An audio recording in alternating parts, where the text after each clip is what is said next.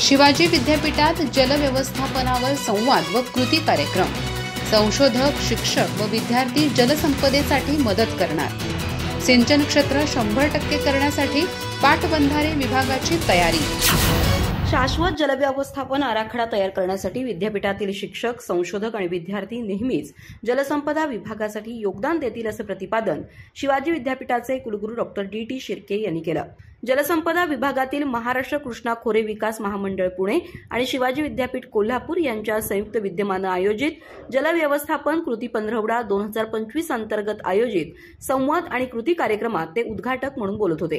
कार्यक्रमाला अधीक्षक अभियंता अभिजित मेहत्रे, उपअधीक्षक अभियंता संजय पाटील, कार्यकारी अभियंता देवाप्पा शिंदे, रोहित बांदिवडेकर, स्मिता माने, अशोक पवार तसंच व्याख्याते डॉ. सचिन पन्हाळकर, डॉ. आसावरी जाधव, प्रशांत पाटील यांच्यासह विद्यार्थी आणि शेतकरी प्रतिनिधी मोठ्या संख्येने उपस्थित होते। कुलगुरू डॉ. शिर्के यांनी विद्यापीठातील जलसंपदा प्रकल्पाची माहिती देताना सांगितलं की 850 एकर परिसरात पावसाचं पाणी अडवून विद्यापीठ स्वयंपूर्ण झालंय। त्यांनी जलसंपदा विभागाला अनुभव सांगण्याचं आणि संशोधनाची जोड देण्याचं आवाहन केलं।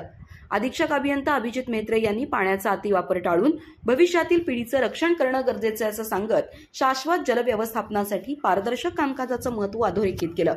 तसंच येत्या काळात सिंचन क्षेत्र 100% वाढवण्याचं नियोजन असल्याचंही त्यांनी नमूद केलं।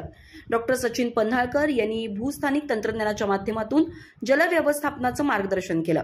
डॉ. आसावरी जाधव यांनी शाश्वत जलव्यवस्थापनावर तर प्रशांत पाटील यांनी ठिबक सिंचनाच्या गरजेवर प्रकाश टाकला। कार्यक्रमाचं प्रास्ताविक कार्यकारी अभियंता देवाप्पा शिंदे यांनी केलं आणि कार्यक्रमाची रूपरेषा आणि आगामी उपक्रमांची माहिती उपस्थितांना दिली। अधिक माहिती आणि ताज्या घडामोडींसाठी आजच आमचे चॅनल सबस्क्राइब करा।